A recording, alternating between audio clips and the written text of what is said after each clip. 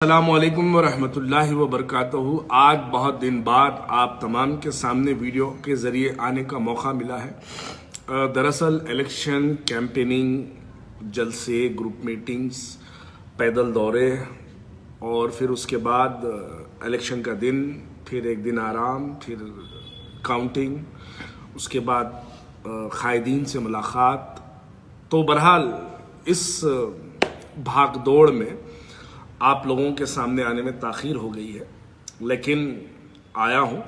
बहुत से लोग मुझे इनबॉक्स में मैसेजेस कर रहे थे कि क्या हुआ ख्वाजा बिलाल, आजकल आपके वीडियोस नहीं आ रहे और क्या बात है, जमात में जाते ही वीडियो बंद हो गए आपके। नहीं मेरे भाई, हिंदुस्तान में एक मजलिस इत्तेहादुल मुस्लिमीन एक ऐसी वाहिद जमात है जहाँ पर अगर बोला जाता है तो लोगों के कानों में से खून निकलता है, और ये बोलने की ताकत जो है वो सिर्फ मजलिस इत्तेहादुल मुस्लिमीन के पास है।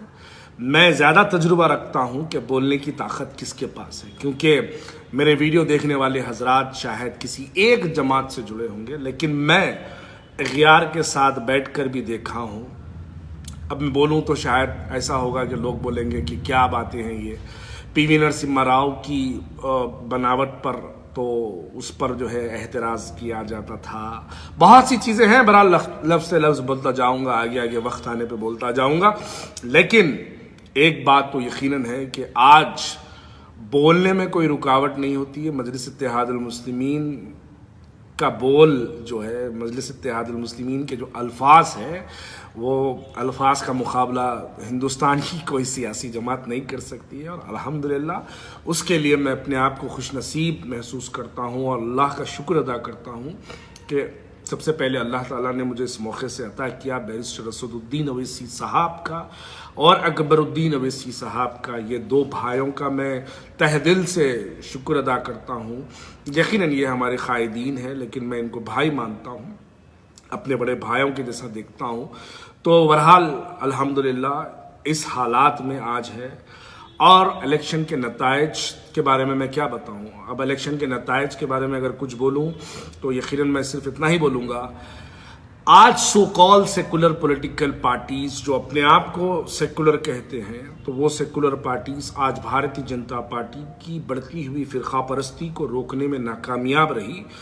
लेकिन अगर आप सर्वे करेंगे तो पता चलेगा कि इस वक्त हैदराबाद में GHMC में मजलिस इत्तेहादुल मुस्लिमीन जितनी शिद्दत से भारतीय जनता पार्टी को रुका पाई है, वैसे कोई रुका नहीं पाई है। देखिए, मजलिस इत्तेहादुल मुस्लिमीन जो हमारी सियासी जमात है, हमारी जो क़यादत है, वो क़यादत पुराने शहर हैदराबाद GHMC में बहुत अच्छा मौक़िफ़ रखती है। और जहाँ जहाँ मजलिस इत्तेहादुल मुस्लिमीन के कॉरपोरेटर्स कामयाब हुए हैं, ज़्यादातर हलक़ों में मजलिस इत्तेहादुल मुस्लिमीन ने भारतीय जनता पार्टी को शिकस्त दी है, जिसके अंदर कुरमागुड़ा है, झांसी बाज़ार है, बहुत से ऐसे हलक़े, जंगममेट का एक हलक़ा है, ऐसे बड़े बड़े, यानी जहाँ पर भारतीय जनता पार्टी की बड़ी शिद्दत से कोशिश थी कि वहाँ पर जो है वो बीजेपी कामयाब करेंगे, बल्कि बीजेपी की जो सोच थी, बीजेपी की सोच को नाकाम करने में मजलिस इत्तेहादुल मुस्लिमीन, आज मजलिस इत्तेहादुल मुस्लिमीन अगर इन हलक़ों में अगर मजबूत ना होती तो मैं समझता हूँ इन हलक़ों से भी जो है भारतीय जनता पार्टी की जो है कॉरपोरेटर्स कामयाब होते हैं। अब मेरा सवाल यह है कि बीजेपी को रोकना किसका काम था? बीजेपी का रोकना ये उन लोगों का काम था जो हिंदुस्तान भर के अंदर अपने आप को सेकुलर पार्टी कहते हैं। उन लोगों का काम था कि उन लोगों की जिम्मेदारी थी कि वो, अब भाई बीजेपी का मुकाबला करना किसके बस में था, कौन कर सकता था? बीजेपी की अपोजिशन पार्टी इंडिया में कौन है? ये लोगों का काम था, इन लोगों की जिम्मेदारी थी कि बीजेपी को रोका जाए। लेकिन जब ये रोक नहीं पाते तो हमारे जैसे मुसलमान को इस वक्त ज़रूरत महसूस होती है कि हम मजलिस इत्तेहादुल मुस्लिमीन के साथ जुड़ें और भारतीय जनता पार्टी को रोकें। और अल्हम्दुलिल्लाह अल्लाह ताला ने उस मकसद को, इरादे को इस हालात, इस नताइज में बता दिया है कि आज बीजेपी को जिस तरीके से रोका गया है पुराने शहर में, अगर मजलिस इत्तेहादुल मुस्लिमीन का ये जो है अगर इतनी मजबूत ना होती तो बीजेपी जो है आज पुराने शहर में भी ज़्यादा सीटें लाने की कोशिश थी उनकी, उसमें उन्होंने नाकाम हुए। और अल्हम्दुलिल्लाह उसके लिए मैं अल्लाह का शुक्र अदा करता हूँ। बैरिस्टर असदुद्दीन अवैसी साहब की क़यादत, बैरिस्टर अकबरुद्दीन अवैसी साहब की जो है दूरअंदेशी इस नताइज को लाकर आज हमारे सामने रख दी है कि हम ये फ़ख्र महसूस करते हैं कि अमित शाह आए, योगी आए, स्मृति ईरानी आए, बड़े बड़े बीजेपी के जेपी नड्डा आए, बड़े बड़े उपेंद्र यादव आए, बड़े बड़े भारतीय जनता पार्टी के लोग जो है पुराने शहर से अपनी कैंपेनिंग का आगाज़ करें, चार मीनार के दामन से उन लोग कैंपेनिंग का आगाज़ करें। लेकिन अल्हम्दुलिल्लाह मजलिस इत्तेहादुल मुस्लिमीन की और मुसलमानों की इत्तेहाद को, मुसलमानों की ताकत को, मुसलमानों के एक आवाज़ को ये रोकने में जो है नाकामयाब रहे। ये मुसलमानों की मोहब्बत है। मैं अगर और कुछ कहूँ तो मैं बस इतना ही कहना चाहता हूँ कि मैं आज ऐसे अपने लोगों के साथ हूँ कि जो लोग मुझे 2.5 साल बाद मिले हैं तो उनकी मोहब्बतें जो मिल रही है, यकीन मानिएगा मुझे ऐसा लगता है कि मैं आज अपने घर में हूँ। ऐसा लगता है कि कुछ दिन के लिए जो है शायद छुट्टी पे था, लेकिन आज अपने घर में हूँ, अपने लोगों के साथ हूँ, तो बड़ी मोहब्बत महसूस होती है, बड़ा फ़ख्र महसूस होता है कि वो लोग, यहाँ शख्सी मोहब्बत नहीं है, यकीनन नहीं है। देखिए मेरे हल्के में, मैं जिस हल्के में रहता हूँ, मेरे अतराफ़ में 2-4 हज़ार ऐसे बच्चे हैं जो 2 साल तक कभी मुझे नज़र नहीं आए, शायद नज़र भी आए तो कोई बात ना हुई। लेकिन असदुद्दीन ओवैसी साहब की एक फ़ोटो अगर वायरल होती है मेरे साथ तो वो बच्चों का मजमा मेरे घर तक आता है। तो ये जमाती मोहब्बत है, ये कोई शख्सी मोहब्बत नहीं है। और अल्लाह ताला ने जमाती मोहब्बत को इतना जो है रखा है, वो काबिल बयान नहीं है, उसको कोई अल्फाज में बयान नहीं कर सकते। तो शख्सी मोहब्बतों को अगर अपन ये सोचते हैं कि हमारी मोहब्बत, ये तो गुरूर और तकब्बुर वाली बात है। ये गुरूर और तकब्बुर की बात नहीं है। जमात की मोहब्बत आज हर जमाती को मिल रही है। जमात में रहने वाला हर शख्स को अगर मोहब्बत मिल रही है तो ये जमात की मोहब्बत है, शख्सी मोहब्बत बिल्कुल नहीं है। तो अल्हम्दुलिल्लाह आज मैं जमाती मोहब्बत से नवाजा गया हूँ, उसके लिए मैं अल्लाह का शुक्र अदा करता हूँ। और आखिरी में बस इतना ही कहना चाहता हूँ कि हम अपने घर में एक कुत्ता पालते हैं और कुत्ता पाल के जो है हम ये कुत्ते को गोश्त खिलाते हैं, बिस्किट खिलाते हैं, दूध पिलाते हैं।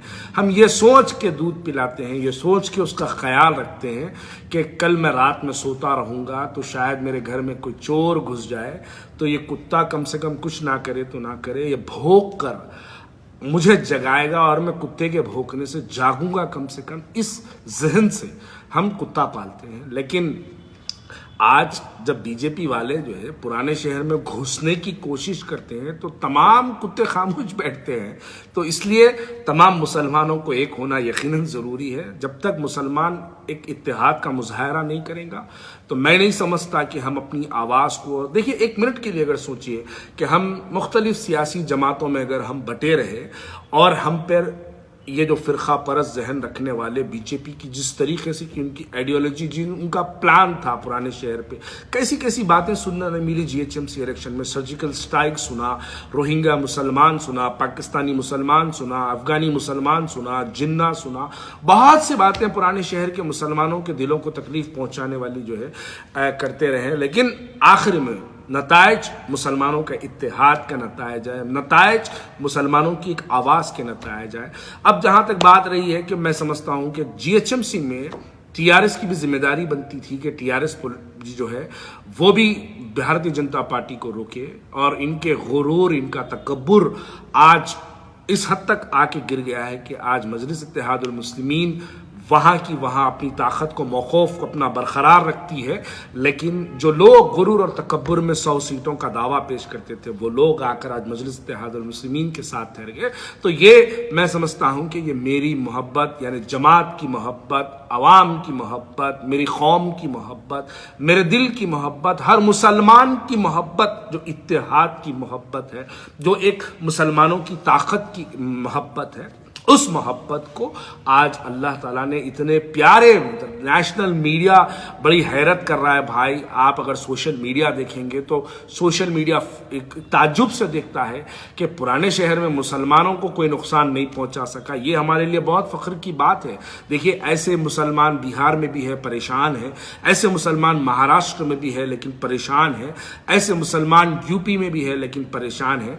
अल्हम्दुलिल्लाह, अल्लाह की खुसूसी रहमतें हैदराबाद के मुसलमानों पर रही कि हैदराबाद का मुसलमान ने पूरे हिंदुस्तान के मुसलमानों को एक पैगाम दिया कि इत्तेहाद से ही फिरका परस्ती को रोका जा सकता है। वो नतायज आज आपके हमारे सामने है। इसके लिए काबिल मुबारकबाद है बैरिस्टर असदुद्दीन अवैसी साहब की क़यादत, काबिल मुबारकबाद है अकबरुद्दीन अवैसी साहब की मोहब्बत, ये मुबारकबादी के काबिल है। इन लोगों की अगर हमारे साथ इत्तेहाद ना होता, इन लोगों की अगर हैदराबाद के मुसलमानों के लिए इतनी फिक्र ना होती, तो मैं समझता कि बीजेपी पुराने शहर में भी अपने गढ़ बना लेती। और बीजेपी की हुकूमत का होना कितना नुकसानदेह है, कभी ये यूपी के मुसलमानों से पूछे, कभी ये बिहार के मुसलमानों से पूछे, कभी ये महाराष्ट्र के मुसलमानों से पूछे कि बीजेपी का होना कितना मुसलमान के लिए नुकसानदेह होता है। लेकिन अल्हम्दुलिल्लाह आज मैं बहुत मैंने फ़ख्र महसूस करता हूँ कि अल्लाह का करम से आज हम इस मौक़िफ़ में हैं कि हमने पूरे हिंदुस्तान को एक जवाब दिया। हैदराबादी मुसलमानों ने पूरे हिंदुस्तान को एक जवाब दिया। ये जवाब काबिल मिसाल है। तारीख़ लिखे जाएगी इस जवाब के लिए कि पूरे लोग, बड़े बड़े लीडर बीजेपी के आके पुराने शहर में कुछ नहीं कर पाए, हैदराबाद में कुछ नहीं कर पाए। मजलिस इत्तेहादुल मुस्लिमीन के जितने कॉरपोरेटर्स थे उतने ही अल्हम्दुलिल्लाह अल्लाह के करम से हैदराबाद के मुसलमानों की मोहब्बत की वजह से आज वो कायम है। इसके लिए मुबारकबाद देता हूँ हैदराबाद के मुसलमानों को, मजलिस इत्तेहादुल मुस्लिमीन को।